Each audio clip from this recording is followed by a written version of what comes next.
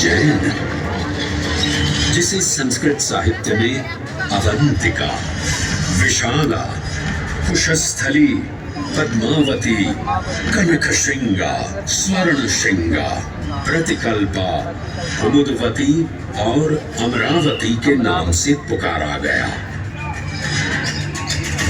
उज्जैन, जो मनुष्य को मोक्ष प्रदान करने वाली 7 नगरियों में से एक है। उज्जैन, जहां 84 महादेव का आशीर्वाद प्राप्त है। उज्जैन, जिस पर सदा ही कृपा रहती है महाकाल की। यहाँ सतत क्षिप्रा नदी की निर्मल धारा बहती है। डमरू के नाद से जीवन को ऊर्जा मिलती है। घंटियों की झंकार मन को आनंदित करती है। और यहाँ का आकाश शिव आशीष स्वरूप है। श्मशान ऊषर क्षेत्र पीठम तू मनमेव च पंचकत्र न लभ्यते महाकाल पुरद्दते।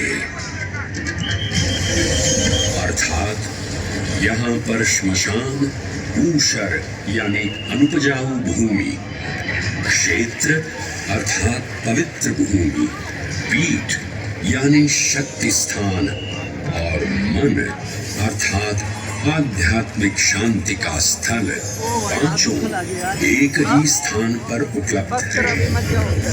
ये संयोग महाकाल की नगरी उज्जैन की महिमा को और गरिमामय बना देता है। उज्जैन के इस अलौकिक स्वरूप से प्रभावित हो महाकवि कालिदास अपने काव्य मेघदूत में लिखते हैं, हे जलधर, यदि महाकाल के मंदिर में समय से पहले तुम पहुंच जाओ तो तब तक वहां ठहर जाना जब तक सूर्य आंख से ओझल न हो जाए। शिव की संध्याकालीन आरती के समय नगाड़े जैसी मधुर ध्वनि करते हुए तुम्हें अपने धीर गंभीर गर्जनों का पूरा फल प्राप्त होगा। ये संध्या आरती जिसे कालिदास ने सराहा है अत्यंत महत्वपूर्ण है, क्योंकि ये वो प्रहर है जब सभी देवी देवता गंधर्व यहाँ उपस्थित होते हैं।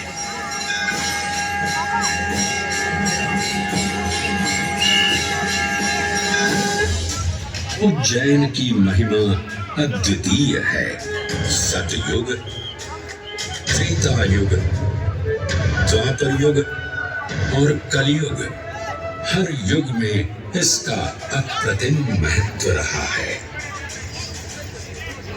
इस काल यात्रा में सबसे पहले आपको सतयुग के उस कालखंड में ले चलता हूँ जहां देव और दानव एकत्रित हैं समुद्र मंथन करने के लिए। मन की आंखों से कल्पना कीजिए, भगवान विष्णु ने कूर्म का रूप ले मंदरांचल पर्वत को अपनी पीठ पर उठा रखा है। सागर से विकराल लहरें उठ रही हैं, मेघ भयानक गर्जना कर रहे हैं। देव और दानव वासुकी सर्प को नेति बना और मंदार पर्वत को मथनी बना सागर को मथ रहे हैं कि तभी जल का पाप कालकूट विष निकलता है और पूरी सृष्टि को अपने ताप से झुलसाने लगता है।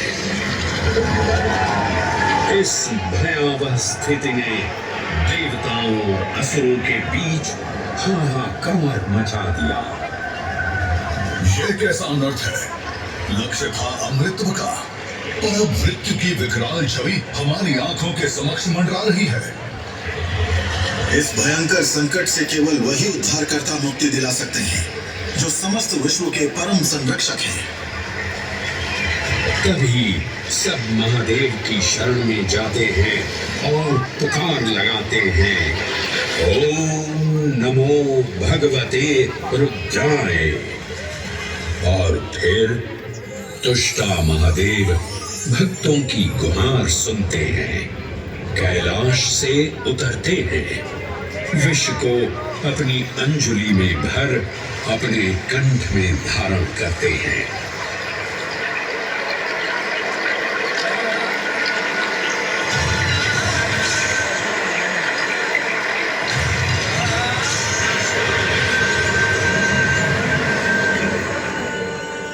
अंततो गत्वा सागर मंथन से अमृत कलश प्रकट होता है।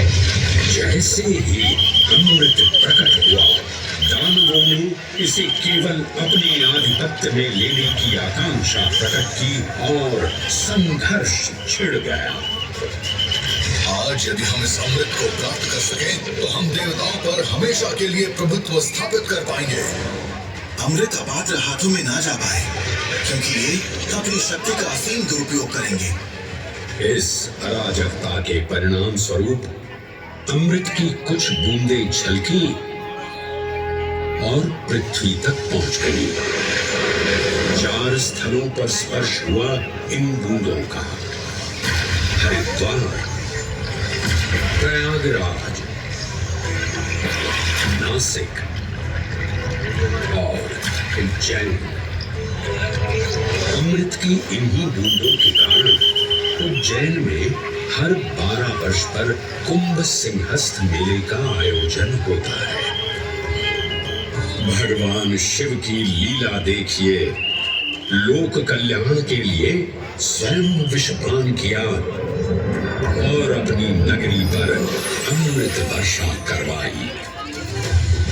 अमृत की पावन बूंदों से अभिसिंचित ये दिव्य उज्जैन भूमि रामायण के पृष्ठों में भी सम्मिलित